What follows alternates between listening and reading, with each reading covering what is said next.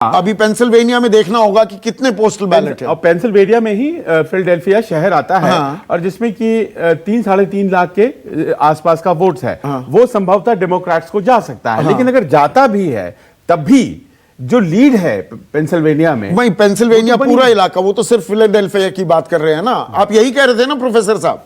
मैं ये कह रहा हूं कि देखिए फिलाडेल्फिया में ही सिर्फ ये है, लेकिन पेंसिल्वेनिया का टोटल पोस्टल बैलेट अभी हमको मालूम नहीं है कि कितना है। डेटा अभी नहीं आया है। तो मैं अभी बोलूंगा कि पेंसिल्वेनिया को लेकर के थोड़ा वेट करना उचित होगा, क्योंकि जब तक जैसे आज जो काउंटिंग हो रही है अभी, वो पहले जो आज वोटिंग हुई है उसकी हो रही है, उसके बाद अर्ली वोट्स की हो रही है, उसके बाद पोस्टल बैलेट्स की हो रही है। तो जब वो पोस्टल बैलेट्स का जब पैटर्न निकलेगा, ये शुरू से कहा जा रहा था कि ये दर्शकों को पर हम समझा दें कि ये पेंसिल्वेनिया और मिशिगन को लेकर ही खास ये कानून है, बाकी जगह पोस्टल बैलेट काउंट हो चुके हैं।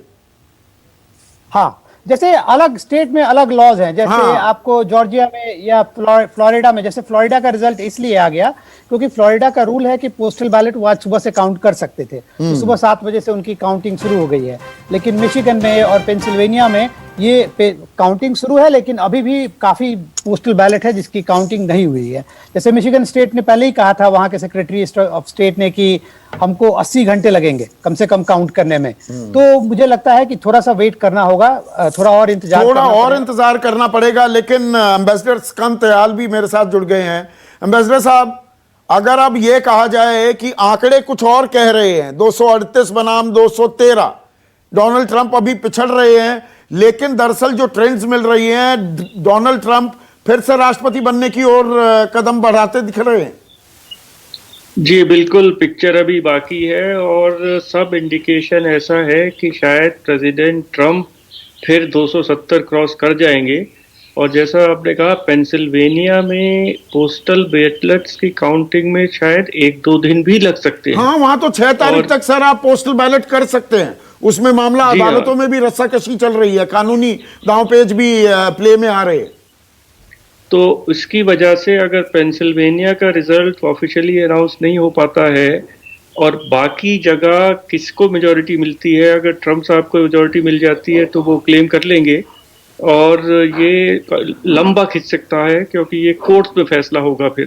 तो एक तो चीज ये है कि जो पहले सब कहा गया था कि बाइडेन साहब की 8% लीड है और ये सब है, वो सब गलत था, क्योंकि टोटल पोलिंग में भी शायद थोड़ा सा लीड है जो बाइडेन का, पर बहुत क्लोज है।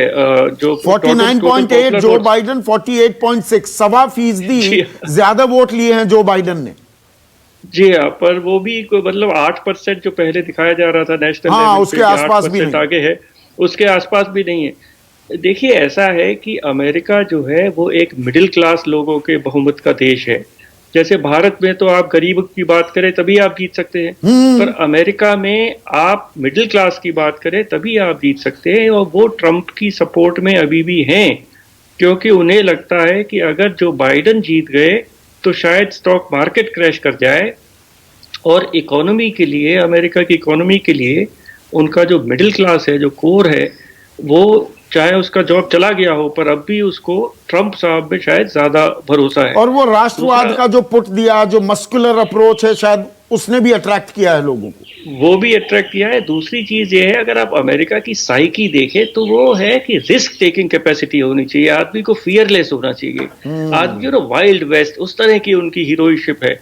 और ट्रंप ने बाइडेन साहब को एक वीक आदमी की, वो तो जाके छुप गए, इस तरह का प्रोजेक्ट किया है, विच विल, ये जो रूरल अमेरिका है, जो छोटे शहरों का अमेरिका है, जो फार्मर्स हैं, जो ज़्यादा पढ़े लिखे नहीं है, हाई स्कूल पास है, उन अमेरिकन को इस तरह की पर्सनैलिटी अट्रैक्ट करती है, जो एग्रेसिव हो, जो स्ट्रांग हो और जो चाहे कुछ एक सिविलिटी की इतनी बात नहीं है। और एक बात मैं और कहूंगा कि वहाँ चर्चेस के रोल को नहीं भूलना चाहिए। थोड़ा एलियन है डोनाल्ड ट्रंप के लिए पर देखिए, वहाँ चर्चेस और इवेंजेलिकल्स के रोल को बिल्कुल नहीं भूलना चाहिए। साइलेंटली चर्चेस के बड़े सारे रेडियो भी होते हैं और इवेंजेलिकल्स ने ट्रंप के फेवर में बहुत कुछ, मतलब आप कह रहे हैं राष्ट्रवाद में धर्म का पुट भी डला है, बहुत जबरदस्त डला है, क्योंकि उन्होंने इस तरह प्रोजेक्ट किया है कि जो लोग ट्रंप को अपोज कर रहे हैं वो लॉलेस है, लूजर्स है, क्योंकि देखिए हिस्पैनिक्स भी जो है उन्होंने स्विच किया है ट्रंप को। ये आपको ताज्जुब होगा कि इमिग्रेशन के इतना खिलाफ है ट्रंप, पर हिस्पैनिक वोट पिछली बार जो डेमोक्रेट्स के साथ था करीब 7-8%, इस बार ट्रंप के साथ जा रहा है, क्योंकि उन्हें लगता है कि ट्रंप से रिवाइवल ऑफ इकोनॉमी शायद होगा। तो बहुत सारे वही इश्यूज आपने हैं। जो कहा, रिस्क टेकिंग कैपेसिटी भी ढूंढ रहा है, जी। खोज रहा है। आज की तारीख में एक जो मानस सा भी बना हुआ है, मंजू वर्मा, ये एक वर्ल्ड वाइड ट्रेंड भी हो गई है। आपको वो करिश्माई मस्कुलर अप्रोच वाले राष्ट्रवाद का पोर्ट, थोड़ा उसमें धर्म का छौंक भी वो लग जाए तो ये एक वर्ल्ड वाइड ट्रेंड भी देखने को मिल रही है। वो चाहे इजराइल की बात हो, फ्रांस में मैक्रोन की बात हो, ब्राजील की बात हो, इंग्लैंड की बात हो, ये एक वर्ल्ड वाइड ट्रेंड भी होती जा रही है। बिल्कुल बिल्कुल होती जा रही है, क्योंकि economy, world economy, can you hear me? या आई कैन। हाँ, वर्ल्ड इकोनॉमी सब जगह जो रिसेशन आ गई है कोविड की वजह से और वेरियस अदर फैक्टर्स की वजह से, ये बहुत इंपॉर्टेंट हो गया है कि सब लोग चाहते हैं कि लीडर ऐसा मिले हमें जो lead from the front and not be very correct, you know, be willing to take risk. तो ये फैक्टर जो है ये काफी इंपॉर्टेंट बन जाता है इलेक्शंस में, और इसीलिए मुझे लगता है क्योंकि ये रिस्क टेकिंग है प्रेसिडेंट ट्रम्प की, और वो सब जो डिसीजन मेकिंग में बहुत क्विक हैं, और इसीलिए जो स्टॉक मार्केट्स हैं वहाँ पे वो भी यू नो राइज कर रहे हैं। Sentiment is favouring him and everybody wants him to win. Everybody means not everyone, but all his supporters and all people who are affected, you know, Hispanic से आपने अभी कहा उनको सपोर्ट कर रहे हैं। तो ये जरूरी है क्योंकि वो समझ रहे हैं कि इकोनॉमी ठीक होगी तो हमें भी जॉब्स मिलेंगे, हमें भी यहाँ पे रहने का मौका मिलेगा और आगे बढ़ने का मौका मिलेगा। तो इसलिए वो बहुत इसलिए उनके सपोर्ट बढ़ती चली जा रही है, और ये बेटिंग मार्केट जो आपने पहले कहा था वो भी उनको सपोर्ट करने लग गए हैं। Suddenly you know it has, ये पलटा, अभी भी बहुत क्लोज फाइट है, लेकिन ये जो ये भी अपने आप में वैसे दिलचस्प सा सहयोग है। क्विक कमेंट चाहूंगा मैं प्रोफेसर साहब आपसे कि जो आदमी बैंकरप्सी के लिए फाइल करना पड़ा, जो खुद फेल्ड बिजनेसमैन है, अर्थव्यवस्था संभाल लेंगे, ये भरोसा अमेरिका जता रहा है उनमें। देखिए, बाय एंड लार्ज आप उसको सिर्फ ट्रम्प से रिलेट करके नहीं देखें। ये इकोनॉमी जैसे 2016 से ही चल रही थी और सही ट्रैक पर थी एक तरह से। जो 2008 के रिसेशन के बाद देखें तो अमेरिकन इकोनॉमी अच्छे पेस पे ग्रो कर रही थी। उसका पेस जो है वो ट्रम्प के टाइम में और बढ़ा, और ट्रम्प का एक ही पॉलिसी पास हुआ जो कि शायद यहाँ के मार्केट में बहुत अच्छा सिग्नल गया, जिससे जो उनका टैक्स वाला पॉलिसी था, जिसमें कि कॉर्पोरेट टैक्स को घटाया, और तो अनएम्प्लॉयमेंट ये सब का रेट उस समय काफी गिर गया था।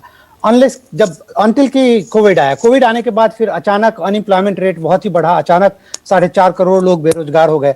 तो उससे फर्क पड़ा उससे। इसीलिए मुझे लगता है डेमोक्रेटिक पार्टी ने कोविड को नया मुद्दा बनाया। प्रोफेसर साहब, इकोनॉमी का जहां तक बात है उसके बीच में भी आप देखेंगे एक और, प्रोफेसर साहब एक मिनट आपको रोकूंगा। है। और ये जो एक पॉइंट से चूंकि हम लोग ये सारी बातें कर रहे हैं, एक घटना ऑस्ट्रिया में जो घटी कल, वो पोलिंग के एंड पहले घटी। और जब आप संदीप राष्ट्रवाद की बात करते हैं, जब राइट विंग सेंटिमेंट्स की बात करते हैं, तो फ्रांस की घटना, उसके बाद ऑस्ट्रिया में घटना, और फिर उस घटना को उस तरह से प्रोजेक्ट होना जिसमें कि ऐसा लगने लगा है कि आतंकवाद के खिलाफ ट्रंप जो हैं वो एक मजबूत बन सकते हैं, फोर्स बन सकते हैं। बिल्कुल। तो क्या ये भी पोलिंग के एंड पहले इस घटना का भी असर रहा होगा पोलिंग पर? प्रोफेसर साहब क्विक कमेंट चाहूंगा 20 सेकंड। मुझे नहीं लगता है कि इसका कोई असर रहा है। मुझे लगता है ट्रंप अपने मैसेजिंग में कंसिस्टेंट थे। जो आप उनका पैटर्न देखेंगे इलेक्शन पूरे कैंपेन का, उसमें उनका 2 मुद्दा था, इकोनॉमी एक, और 2 नंबर पे लॉ एंड ऑर्डर। जो ब्लैक लाइफ मैटर मूवमेंट हुआ बीच में, जो रेशियल जस्टिस को लेकर के, उसको लेकर के ट्रंप ने एक लॉ एंड ऑर्डर का एक मुद्दा बनाया जो कि रेजोनेट किया है लोगों के साथ, लगता तो है। कंसिस्टेंसी आप कह रहे हैं जिसके चलते देखिए अभी अंतिम नतीजे नहीं आए हैं, उलटफेर कहीं भी हो सकता है, लेकिन अभी जो रुझान दिख रहे हैं लग रहा है ट्रंप फिर से राष्ट्रपति बनने वाले हैं। हालांकि अभी इलेक्टोरल वोट में वो जो बाइडेन से पिछड़ रहे हैं। आप सभी का बहुत बहुत शुक्रिया। और ब्रेक में जाने से पहले आपको बता दें कि फ्लोरिडा में जो बाइडेन को बड़ा झटका लगा है, ये फ्लोरिडा की हम बात कर रहे थे, स्विंग स्टेट है फ्लोरिडा, और फ्लोरिडा में जो आंकड़े सामने आ गए हैं, नतीजे डिक्लेयर हो गए हैं, 29 इलेक्टोरल वोट्स थे और वो सारे के सारे Donald Trump, Republican Donald Trump के खाते में चले गए हैं। ये झटका कैसे लगा, कैसे ट्रंप फ्लोरिडा फतह कर पाए, जो बाइडेन के लिए क्या रही कमजोरी, ये बता रही है मेरी सहयोगी विपनेश। नमस्कार, मैं हूं मानक गुप्ता। अगर आपको हमारा ये वीडियो पसंद आया हो तो इसे लाइक और शेयर जरूर करें, और हां, हमें सब्सक्राइब और फॉलो करना ना भूलें ताकि आप देश और दुनिया की कोई खबर मिस ना करें। तो जुड़े रहिए हमारे साथ और देखते रहिए News 24।